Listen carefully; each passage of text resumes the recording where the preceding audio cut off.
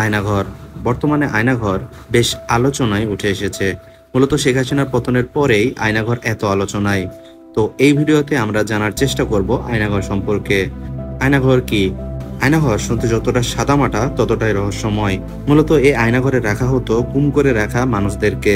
আলো বাতাসহীন একটি কক্ষ, যেখানে সারাক্ষণ ঘর ঘড়িয়ে চলতে থাকে একটি ফ্যান। বাংলাদেশ প্রতিরক্ষা বাহিনীর কাউন্টার টেরোরিজম ইন্টেলিজেন্স ব্যুরো দ্বারা পরিচালিত একটি গোপন আটক কেন্দ্রের নামই হচ্ছে আয়নাঘর। আয়নাঘরটি বাংলাদেশের ঢাকা সেনানিবাস এলাকায় অবস্থিত বলে ধারণা করা হয়। সুইডেন ভিত্তিক স্বাধীন নিউজ পোর্টাল নেত্র অভিযোগ করে প্রকাশ করে যে বাংলাদেশের কর্মকর্তারা আয়নাঘরে বলপূর্বক গুমের শিকারদেরকে আটক ও নির্যাতন করেছে। সুইডেন ভিত্তিক নিউজ পোর্টাল গোপন কারাগারের সম্ভাবনা অবস্থানও প্রকাশ করেছে, যেখানে বলপূর্বক গুমের শিকার ব্যক্তিদের রাখা হয়েছে বলে ধারণা করা হয়। প্রতিবেদনটি বলপূর্বক গুমের শিকার দুই ব্যক্তি হাসিনুর রহমান এবং শেখ মোহাম্মদ সেলিম এর অন দ্য রেকর্ড অ্যাকাউন্টের উপর ভিত্তি করে তৈরি করা হয়েছে, যারা বলেছেন যে তাদের ঢাকার কেন্দ্রস্থলে অবস্থিত কারাগারের ভিতরে রাখা হয়েছিল। কাদের রাখা হতো এই আয়নাঘরে?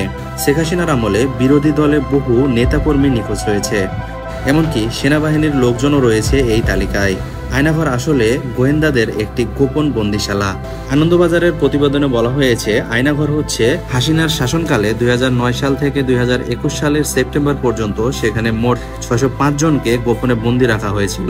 2014 সাল থেকে জুলাই 2019 সাল পর্যন্ত বাংলাদেশে 344 জন ব্যক্তি গুমের শিকার হয়েছে। তাদের মধ্যে 40 জন ব্যক্তিকে মৃত অবস্থায় পাওয়া যায়, 66 জনকে সরকারি হেফাজতে গ্রেপ্তার অবস্থায় পাওয়া যায়। আইন ও সালিশ কেন্দ্রের তথ্য মতে 203 জন এখনো গুম রয়েছে। ধারণা করা হয় এসব মানুষদের গুম করে রাখা হয় আয়নাঘরে।